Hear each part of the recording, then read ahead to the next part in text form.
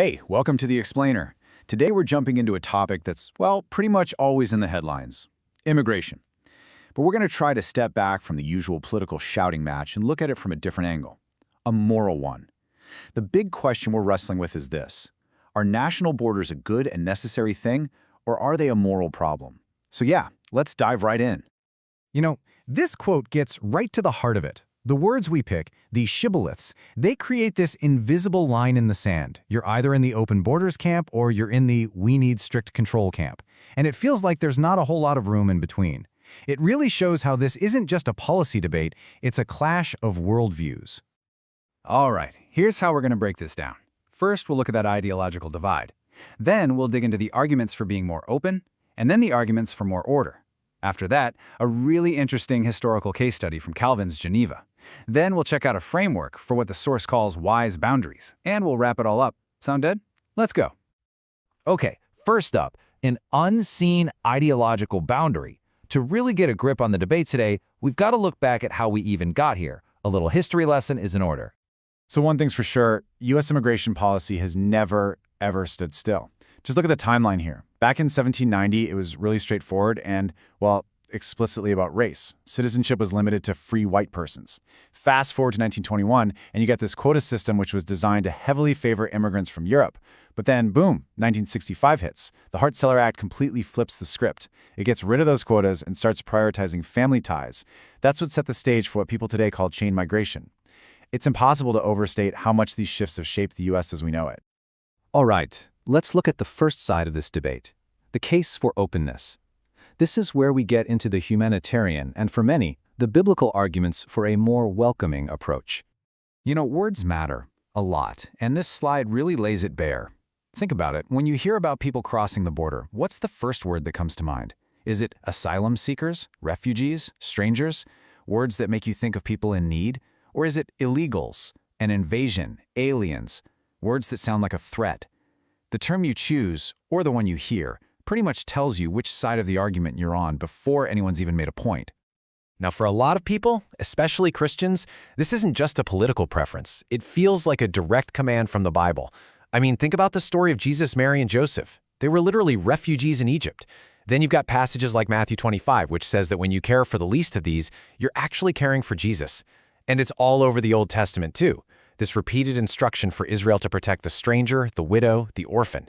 The big takeaway from this viewpoint is that compassion isn't optional. It's a fundamental duty, because every single person is an image bearer of God. Okay, but that's just one side of the coin, right? Let's flip it over and look at the case for order. And this side isn't arguing for cruelty, it's arguing for things like security, practicality, and good stewardship. So people who advocate for stronger borders also turn to the Bible. They'll often point to a passage in Romans 13, which basically says that government's job, given by God, is to keep things in order, to maintain security. And this leads to a really fundamental question. Doesn't a country have a first duty to protect its own citizens and their families? And then you layer on the practical stuff, very real concerns about crime, national security, and the simple fact that economic resources aren't infinite. So from this perspective, real compassion has to be smart and orderly, or it just doesn't work. So you have these two powerful arguments, compassion versus order. And believe it or not, this is not a new problem, not by a long shot. For our next section, let's take a look at a historical test case, Calvin's Geneva.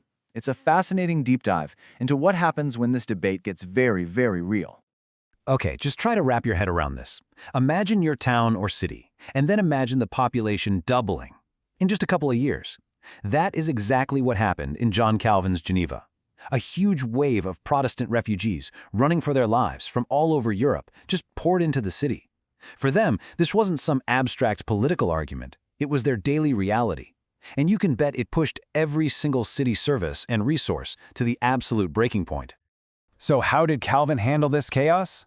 Well, it all went back to his theology. He really dug into this Old Testament idea of the Aser, which is the Hebrew word for a stranger or alien. But for Calvin, it wasn't just anybody from out of town.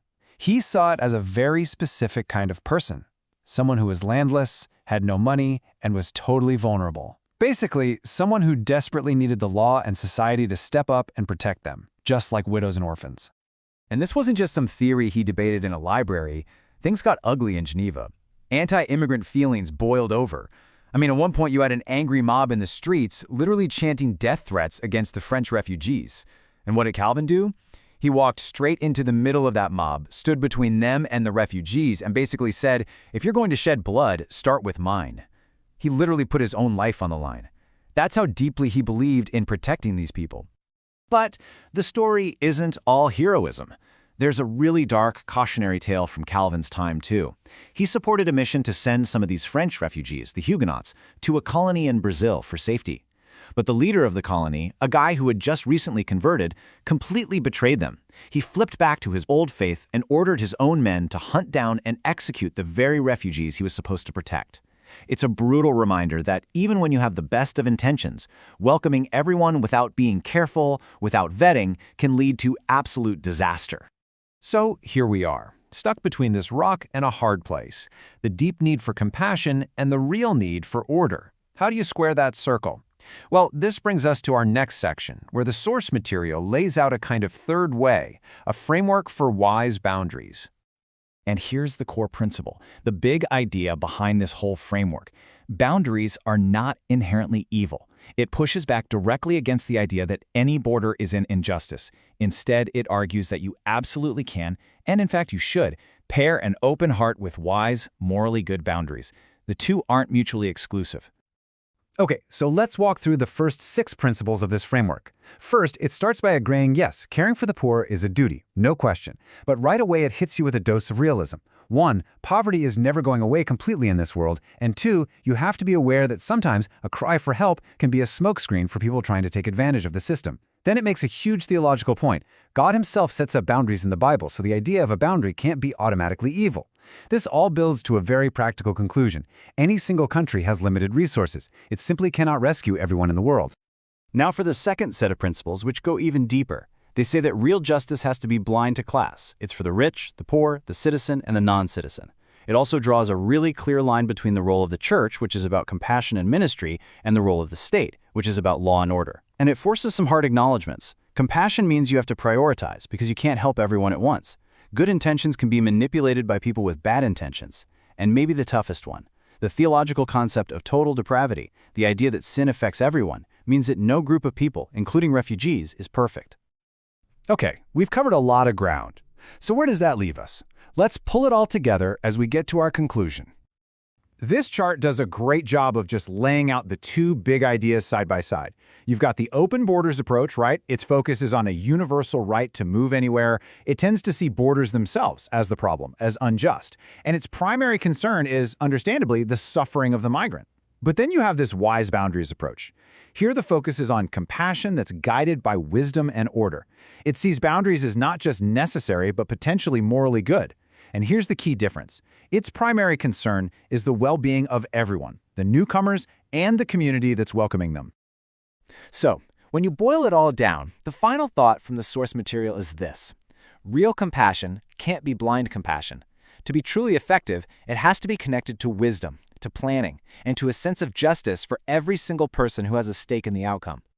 And so we're left with the question that started it all, and it is a tough one. There are no simple bumper sticker answers here. But maybe just understanding the deep moral and historical tug-of-war we've talked about is the right place to start. So the question for you to think about is, how do we actually do it? How can we balance a genuine compassion for immigrants with the very real necessity of national security? That's the challenge. Thanks so much for joining us for this explainer.